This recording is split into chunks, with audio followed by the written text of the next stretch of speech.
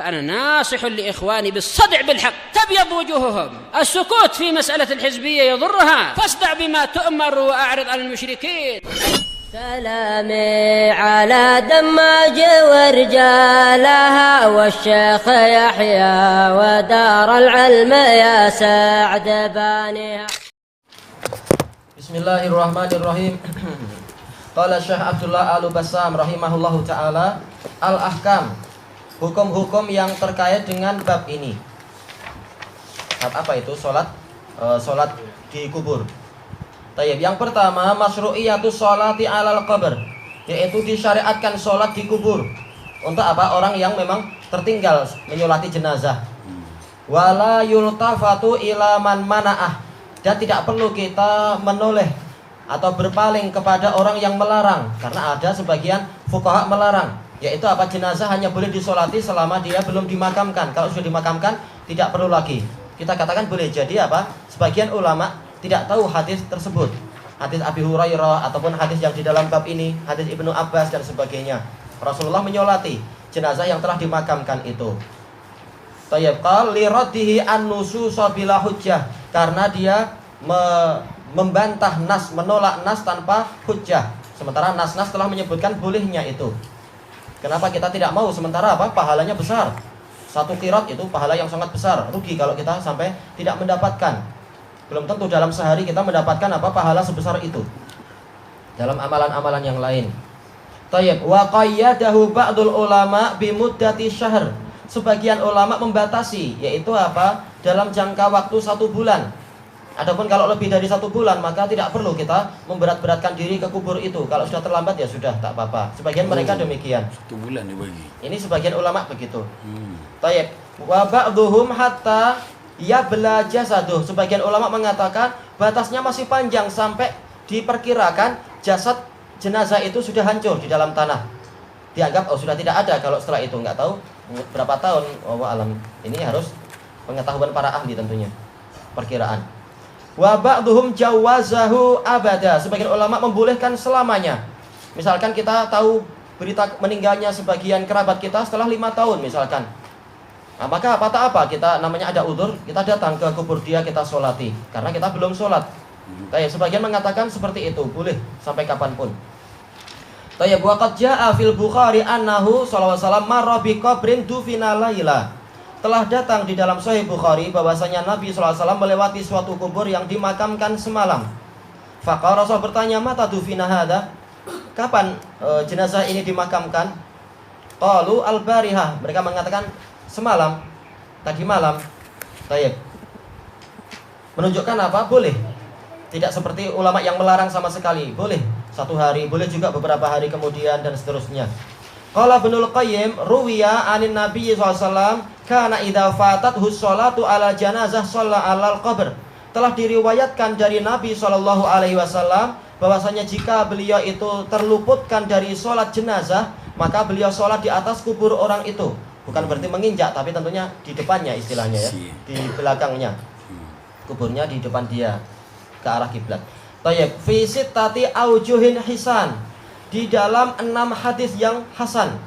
Maksudnya ada yang sahih, ada yang hasan. Aujuh maksudnya adalah hadis. Tayyib, hukum yang kedua, anna sholata 'alal qabr mithlu sholati 'alal mayyitil hadir. Bentuk sholat di kubur itu seperti sholat kepada jenazah yang sedang ada, yang hadir. Bentuknya sama. Tayyib. Yang ketiga, makana alaihi sallallahu alaihi wasallam minar rahmah war ra'fah, yaitu apa? Kasih sayang dan kelemah lembutan Rasulullah SAW. Wa tafaqqudi al-wahidi min ashabih, dan bagaimana beliau itu mencari satu saja dari sahabatnya. Ketika nggak nampak akan ditanyakan bagaimana si fulan dan seterusnya. Mahma kanat manzilatuh, setinggi apapun derajat Rasulullah, tetap beliau itu adalah orangnya lemah lembut. Beliau melihat siapa yang tidak nampak di sini, siapa yang tidak hadir, boleh jadi sakit atau boleh jadi ada udzur apa dan seterusnya, atau dia sedang safar, seperti itu. Tidak mengatakan kita sudah tinggi, nggak perlu tanya rakyat jelata itu. Istilahnya grassroots, kita ini sudah tingkatan tinggi. Kalau grassroots nggak usah dibahas, yaitu akar rumput itu. Baik, akar rumput cuma untuk diinjak. Ini ucapan politikus yang tidak layak tentunya. Ya, itu muskilahnya. Banyak yang akhirnya akhlaknya seperti itu. Baik. Faqad dzakara al-Hafidz Ibnu Hajar anna shahibah hadzal qabr imra'atun sauda kanat taqumul masjid.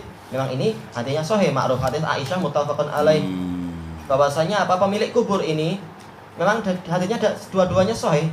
Boleh jadi adalah wanita yang kulit hitam itu yang memang rajin untuk membersihkan masjid. Taqumu yaitu menghilangkan kumamah, yaitu sampah-sampah yang di masjid. Ayat taknusuh, dia yang rajin menyapu di masjid.